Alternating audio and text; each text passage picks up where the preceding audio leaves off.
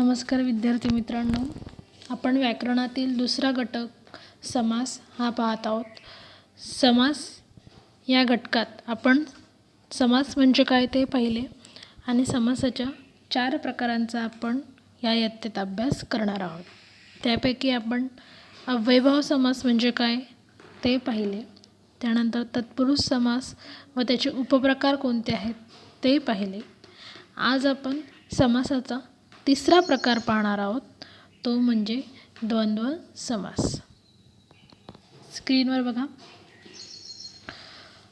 आता या द्वंद्व समासाचे 3 प्रकार आहेत. पहिला प्रकार आहे इतरेतर द्वंद्व समास, दुसरा प्रकार आहे वैकल्पिक द्वंद्व समास आणि तिसरा प्रकार आहे समाहार द्वंद्व समास. खालील उदाहरणे बघा आणि त्या उदाहरणातील सामासिक शब्द ओळखून त्याला काय करा, अधोरेखित करा. आता स्क्रीनवर पहा तुम्ही. पहिलं वाक्य बघा. पती पत्नी ही संसार रथाची 2 महत्त्वाची चाके आहेत. खाली एक तक्ता दिलेला आहे तुम्हाला कृती म्हणून, बरोबर. त्या कृतीमध्ये 3 कॉलम दिलेले आहे. 3 कॉलममध्ये पहिला क्रमांक आहे म्हणजे पहिलं वाक्य. त्या वाक्यातील सामासिक शब्द कुठला आहे तो ओळखायचा आहे आणि त्याचा विग्रह तुम्हाला तिसऱ्या कॉलममध्ये करायचा आहे. तर पहिलं वाक्य जे होतं आपलं ते आहे पती पत्नी ही संसार रथाची 2 महत्त्वाची चाके आहेत, बरोबर. या वाक्यात सामासिक शब्द कुठला येणार मग? पती पत्नी, बरोबर. या पती पत्नी या सामासिक शब्दाचा विग्रह तुम्ही कसा करणार? पती आणि पत्नी, जो कॉलममध्ये तुम्हाला दिलेला आहे, बरोबर. आता आपण दुसरं वाक्य बघू. योग्य पुरावा उपलब्ध झाला की खरे खोटे कळतेच. या वाक्यात कुठला सामासिक शब्द येणार मग? खरे खोटे, बरोबर. मग तक्त्यामध्ये बघा दुसऱ्या कॉलममध्ये तुम्ही काय लिहिणार मग? खरे खोटे. आणि या खरे खोटे या सामासिक शब्दाचा विग्रह तुम्ही कसा करणार? खरे किंवा खोटे, बरोबर. तिसरं वाक्य बघा. स्नेह मेळाव्यात मित्रमैत्रिणींच्या गप्पा गोष्टी रंगात आल्या. मित्रमैत्रिणींच्या गप्पा गोष्टी, बरोबर. मग सामासिक शब्द कुठला येणार या वाक्यात? गप्पा गोष्टी.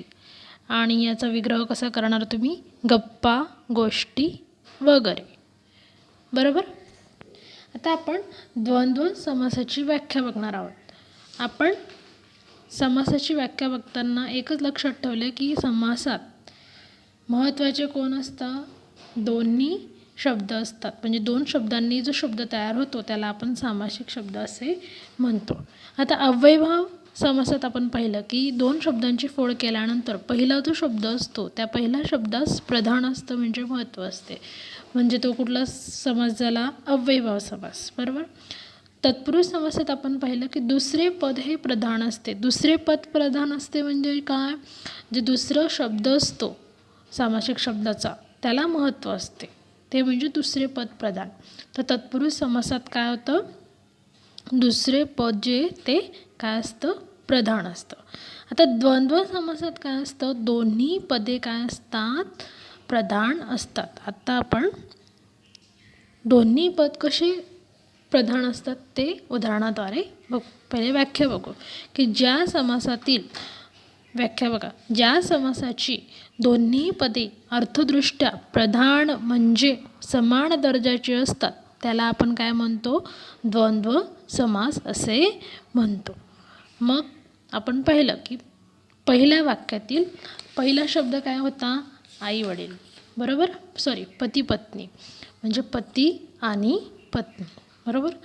दुसऱ्या वाक्यात कुठला शब्द होता? खरे खोटे म्हणजे खरे किंवा खोटे. आणि तिसऱ्या वाक्यात कुठला शब्द आला? गप्पा गोष्टी. त्याचा विग्रह कसा करणार? गप्पा गोष्टी वगैरे. आता ह्या सामासिक शब्दाच्या विग्रहावरून द्वंद्व समासाचे 3 प्रकार पडतात. ते 3 प्रकार आपण पाहणार आहोत. बघा आता स्क्रीनवर बघा. तुम्हाला स्क्रीनवर द्वंद्व समासाचे 3 प्रकार दिलेले आहेत. पहिला जो प्रकार आहे तो इतरेतर द्वंद्व समास, बरोबर. दुसरा प्रकार आहे वैकल्पिक द्वंद्व समास आणि तिसरा प्रकार जो आहे समाहार द्वंद्व समास. आता इतरेतर द्वंद्व समास म्हणजे काय ते आपण उदाहरणाद्वारे बघू. म्हणजे तुम्हाला समास ओळखायला ज्यावेळेस येणार त्यावेळेस तुम्ही ही वैशिष्ट्य लक्षात घेतल्यानंतर त्या समासाचा प्रकार ओळखायचा आहे. बघा आता याचं पहिलं वैशिष्ट्य असं आहे की अर्थासाठी दोन्ही पदांची अपेक्षा असते. म्हणजे ज्यावेळेस आपण त्या सामासिक शब्दाची फोड करणार, त्या सामासिक शब्दाची फोड केल्यानंतर त्याच्यातून जो अर्थ निघेल त्या अर्थासाठी आपण काय करणार, दोन्ही पदांची अपेक्षाही असते. आणि ह्या समासाचा विग्रह करताना आणि व यापैकी एक समुच्चय बोधक उभयान्वयी अव्यय वापरावे लागते. तुम्ही शब्दाची फोड करताना आणि व हे जे शब्द वापरतात त्या आणि व या शब्दाला काय म्हणतात, समुच्चय बोधक उभयान्वयी अव्यय. या समुच्चय बोधक उभयान्वयी अव्ययाचा वापर ज्या शब्दामध्ये आपण करतो तो शब्द कुठल्या प्रकारात येतो, मग इतरेतर द्वंद्व समासात तो प्रकार येतो. तर स्क्रीनवर बघा तुम्ही, बघा मी तुम्हाला लिहून दिलेलं आहे की इतरेतर द्वंद्व समास. बघा पुढील वाक्य नीट वाचा व अधोरेखित शब्दांकडे लक्ष द्या. स्क्रीनवर पहा. स्क्रीनवर पहिलं वाक्य लिहिलेलं आहे की आई वडील ही घरातील दैवते आहेत. ह्या वाक्यात कुठल्या सामासिक शब्दाला आपण अधोरेखित केलं, आई वडील. सामासिक शब्द तुम्हाला वाक्यात ओळखता आला पाहिजे. दुसरं वाक्य बघा, भाऊ बहीण दोघेही एकाच महाविद्यालयात आहे. ह्या वाक्यातील सामासिक शब्द कुठला, भाऊ बहीण. आता बघा विग्रह करताना आई वडील या शब्दाचा विग्रह कसा करणार तुम्ही, आई आणि वडील, बरोबर. दुसऱ्या वाक्यातील शब्द कुठला आहे, भाऊ बहीण. मग त्याचा विग्रह कसा करणार, भाऊ व बहीण. आता इतरेतर द्वंद्व समासाची व्याख्या आपण बघू. जेव्हा द्वंद्व समासातील सामासिक शब्दाचा विग्रह करताना आणि व या समुच्चय बोधक उभयान्वयी अव्ययांचा वापर केला जातो तेव्हा त्यास आपण काय म्हणतो, इतरेतर द्वंद्व समास, बरोबर. व्याख्या लक्षात आली आणि वैशिष्ट्य लक्षात आलं की वैशिष्ट्य एवढंच लक्षात ठेवा, आणि व या शब्दाचा आपण वापर ज्या समासात केलेला आहे शब्दाची फोड करताना तो समास कुठला येणार, इतरेतर द्वंद्व समास. तर काही शब्द लक्षात घ्या. बघा काही सामासिक शब्दसुद्धा लिहून दिलेले आहेत मी तुम्हाला. बघा पहिला शब्द आहे स्त्री पुरुष. फोड कशी करणार, स्त्री आणि पुरुष. राम लक्ष्मण, राम व लक्ष्मण. पती पत्नी, पती आणि पत्नी. चंद्र सूर्य, चंद्र व सूर्य. ऊन पाऊस, ऊन व पाऊस. यांसारखे जे सामासिक शब्द आहेत ते कशामध्ये येतात, मग इतरेतर द्वंद्व समासात येतात. आलं लक्षात. आता बघा हा झाला द्वंद्व समासातील पहिला प्रकार. काय आहे त्या समासाच्या प्रकाराचं नाव, इतरेतर द्वंद्व समास, बरोबर. आणि ह्या समासात आपण कुठल्या उभयान्वयी अव्ययांचा वापर करतो, समुच्चय बोधक उभयान्वयी अव्ययाचा आपण वापर करतो. आता आपण द्वंद्व समासातील दुसरा उपप्रकार पाहणार आहोत. त्याचं नाव आहे वैकल्पिक द्वंद्व समास. आता स्क्रीनवर बघा तुम्ही, वैकल्पिक द्वंद्व समास. त्या समासाचे आपण वैशिष्ट्य पाहणार आहोत. पहिले तुम्हाला तर माहितीच आहे की द्वंद्व समासात आपण दोन्ही शब्दांना काय करतो, दोन्ही पदांना प्रधान असतं. म्हणजे दोन्ही जे शब्द आहेत त्यांना समान दर्जा असतो. पहिलं वैशिष्ट्य बघा, दोन्ही प्रधान पदांपैकी एकाचीच अपेक्षा असते. दुसरं वैशिष्ट्य आहे समासाचा विग्रह करताना किंवा अथवा वा यापैकी एक विकल्पबोधक उभयान्वयी अव्यय वापरावे लागते. तर बघा आपण स्क्रीनवर बघा, विकल्पबोधक उभयान्वयी अव्यय म्हणजे ज्यावेळेस आपण सामासिक शब्दाची फोड करणार त्यावेळेस आपण किंवा अथवा वा या शब्दांचा वापर करतो. तर ह्या शब्दांना आपण काय म्हटलेलं आहे, विकल्पबोधक उभयान्वयी अव्यय. आता स्क्रीनवर बघा, वैकल्पिक द्वंद्व समास. द्वंद्व समासाचा दुसरा प्रकार. पुढील वाक्य नीट वाचा व अधोरेखित शब्दांकडे लक्ष द्या. आता बघा स्क्रीनवर बघा तुम्ही, पहिलं वाक्य जे आहे ते काय आहे? माणसांनी कधी भेदाभेद पाडू नयेत. बरोबर. कुठल्या शब्दाला अधोरेखित केलं मग? भेदाभेद. दुसरं वाक्य बघा, माणसाला बरे वाईट अनुभव येतात. कुठल्या शब्दाला आपण अधोरेखित केलेला आहे? बरे वाईट. आता पहिल्या वाक्यातील पहिल्या शब्दाची फोड कशी करणार आपण बघू. सामासिक शब्द, त्याचा विग्रह कसा करणार? भेदाभेद, भेद किंवा अभेद. बरोबर. म्हणजे एक प्रकारे विरुद्धार्थी शब्द म्हणा. बरोबर. त्या विरुद्धार्थी शब्दांचा वापर या वैकल्पिक द्वंद्व समासात केलेला असतो. दुसऱ्या वाक्यातील दुसरा शब्द बघा, बरे वाईट. या सामासिक शब्दाचा विग्रह कसा करणार मग तुम्ही? बरे किंवा वाईट. आता ह्या वरील उदाहरणावरून आपण वैकल्पिक द्वंद्व समासाची काय बघणार आहोत? व्याख्या बघणार आहोत. बघा मग आता, जेव्हा द्वंद्व समासातील सामासिक शब्दांचा विग्रह करताना किंवा वा अथवा यापैकी एक विकल्पबोधक उभयान्वयी अव्ययांचा वापर केला जातो त्यास काय म्हणतात? वैकल्पिक द्वंद्व समास असे म्हणतात. म्हणजे आपण त्या शब्दाचा विग्रह करताना किंवा अथवा वा या विकल्पबोधक उभयान्वयी अव्ययांचा काय करणार आहोत? वापर करणार आहोत. ते वैशिष्ट्य कोणत्या समासाचं आहे मग? वैकल्पिक द्वंद्व समास. आता या वैकल्पिक द्वंद्व समासातील काही सामासिक शब्द आपण बघू. 1 2, छोटे मोठे, 2 3, पास नापास, मागे पुढे. बरोबर. आता 1 2 या शब्दाचा विग्रह कसा करणार आपण? 1 किंवा 2. छोटे मोठे या शब्दाचा विग्रह कसा करणार आपण? छोटे किंवा मोठे. 2 3 या शब्दाचा विग्रह कसा करणार आपण? 2 किंवा 3. पास नापास, पास किंवा नापास. मागे पुढे, मागे किंवा पुढे. अशा प्रकारे आपल्याला वैकल्पिक द्वंद्व समास काय करायचा आहे? ओळखायचा आहे. तर आपण द्वंद्व समासाचे किती प्रकार पाहिले? 2 प्रकार पाहिले. बरोबर. इतर द्वंद्व, वैकल्पिक द्वंद्व. इतर द्वंद्वामध्ये आपण कुठल्या शब्दाचा वापर करणार आहोत? आणि व. बरोबर. वैकल्पिक द्वंद्व समासात कुठल्या शब्दाचा वापर करणार आहोत? किंवा अथवा वा. आता ह्याच द्वंद्व समासातील आपण तिसरा प्रकार पाहणार आहोत. तो म्हणजे आहे समाहार द्वंद्व समास. बघा आता, समाहार द्वंद्व समास या समासाची वैशिष्ट्य काय आहे?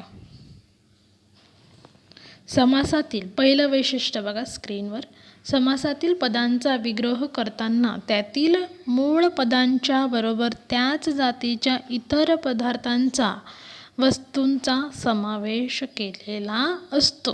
बरोबर. त्या आपण उदाहरणाद्वारे बघू.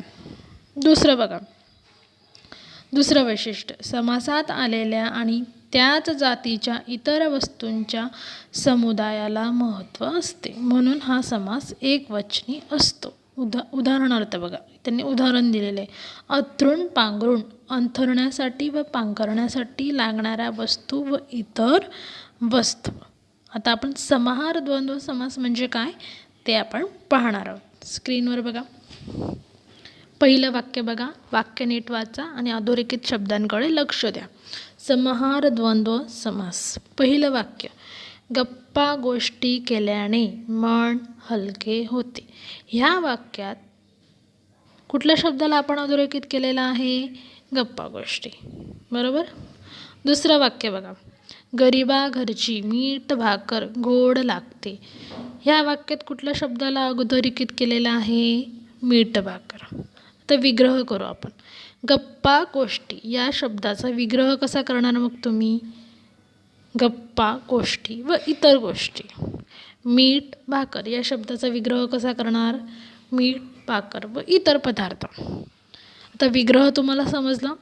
पहिल्या प्रकारात आपण कुठल्या शब्दांचा वापर केला? समुच्चयबोधक उभयान्वयी अव्यय आणि व.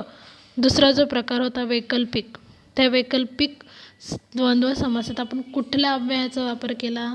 विकल्पबोधक उभयान्वयी अव्यय म्हणजे किंवा, अथवा, वा या शब्दांचा आपण काय केला? वापर केला. आता हा तिसरा प्रकार समाहार द्वंद्व समास. यामध्ये आपण काय केलेलं आहे? फोड करताना वगैरे हा शब्द वापरलेला आहे. त्यावरून आता आपण या समाहार द्वंद्व समासाची काय पाहणार आहोत? व्याख्या पाहणार आहोत. बघा, ज्या द्वंद्व समासाच्या सामासिक शब्दात इतर अनेक गोष्टींचा समावेश असतो म्हणून त्याचा विग्रह करताना वगैरे इतर ह्या शब्दांचा वापर केला जातो त्यास काय म्हणतात? समाहार द्वंद्व समास असे म्हणतात. आलं लक्षात? थोडक्यात काय, आपण इतर वगैरे या शब्दांचा वापर करतो. अशा प्रकारे आपण द्वंद्व समासाचे काय पाहिले? 3 प्रकार पाहिले. इतरेतर द्वंद्व समास, वैकल्पिक द्वंद्व समास आणि समाहार द्वंद्व समास.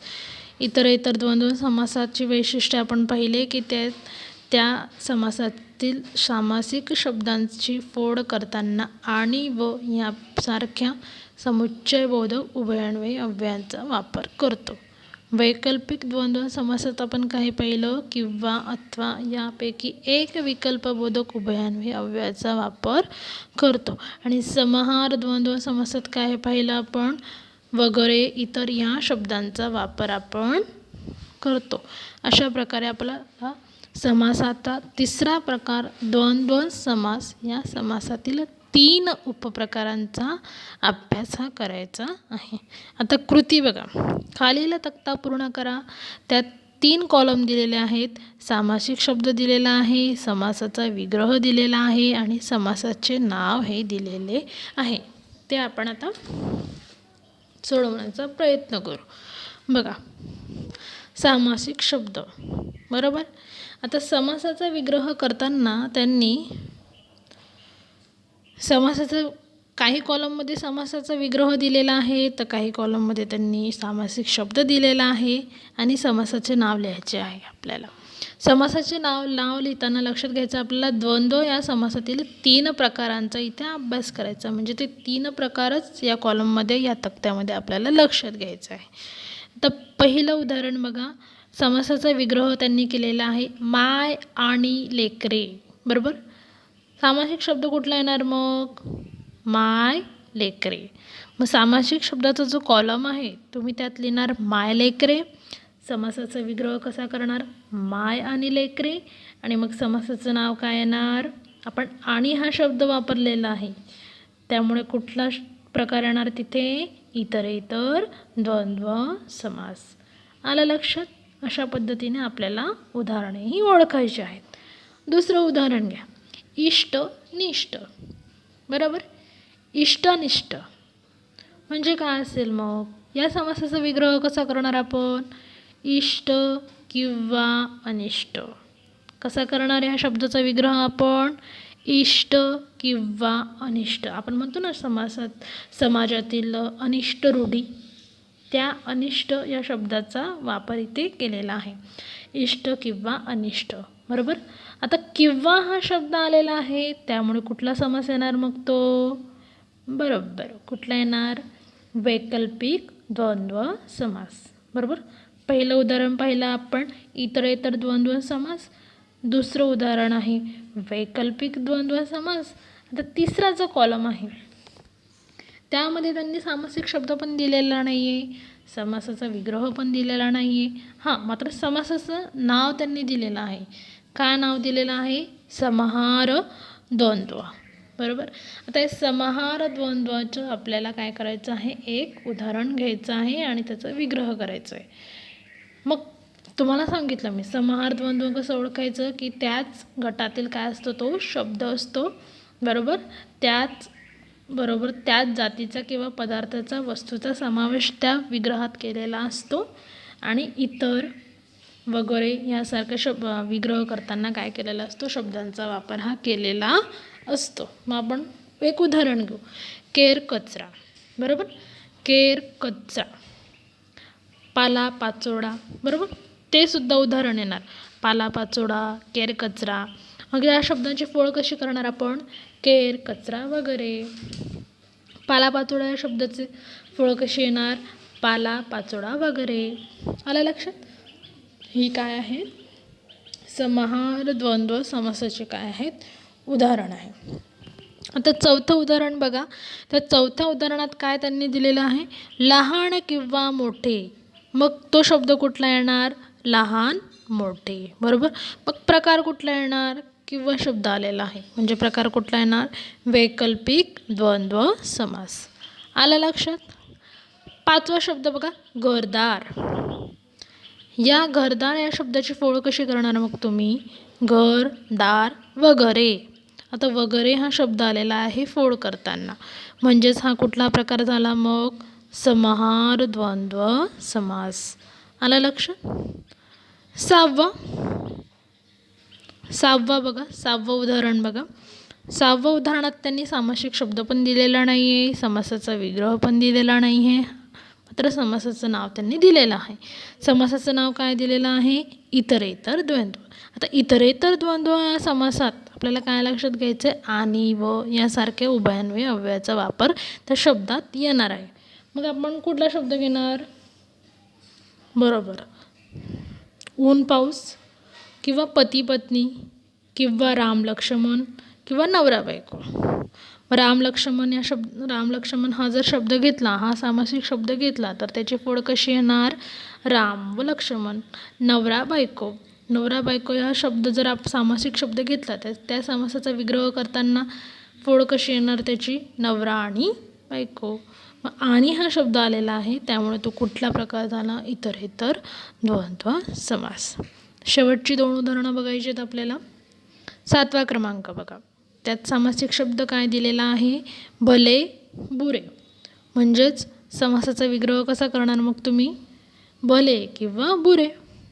तर किंवा हा शब्द आलेला आहे, भले म्हणजे चांगले किंवा वाईट असं त्या शब्दाचा अर्थ होतो. बरोबर. मग किंवा हा शब्द आलेला आहे, मग किंवा हा शब्द कुठल्या अव्ययात येतो मग? वैकल्पिक द्वंद्व. शेवटचं उदाहरण बघा, कुलूप किल्ली. कुलूप आणि किल्ली. बरोबर. या शब्दाची फोड कशी येणार? या समासाचा विग्रह कसा येणार? कुलूप आणि किल्ली. म्हणजेच तो कुठला प्रकार झाला मग? इतरेतर द्वंद्व समास. आलं लक्षात? अशा प्रकारे आपल्याला हा तक्ता काय करायचा आहे? पूर्ण करायचा आहे. हा तक्ता पूर्ण करताना हा व्हिडिओ तुम्ही पुन्हा ऐका, म्हणजे तुम्हाला हा तक्ता तुमच्या वहीत सोडवता येईल. अशा प्रकारे आज आपण काय पाहिलं? समासातील प्रकाराचा 3रा प्रकार कुठला आहे? द्वंद्व समास. या द्वंद्व समासातील आपण किती प्रकार पाहिले? 3 प्रकार पाहिले. पहिला प्रकार आहे इतरेतर द्वंद्व समास, दुसरा प्रकार आहे वैकल्पिक द्वंद्व समास आणि तिसरा प्रकार आहे समाहार द्वंद्व समास. अशा प्रकारे आजच्या या व्हिडिओमध्ये किंवा या घटकामध्ये, या प्रकरणामध्ये आपण समासाचा 3रा प्रकार पाहिला, तो आहे द्वंद्व समास. पुढील व्हिडिओमध्ये आपण बहुव्रीही समास म्हणजे काय आणि बहुव्रीही समासाचा आशय कोणता आहे ते पाहणार आहोत. धन्यवाद.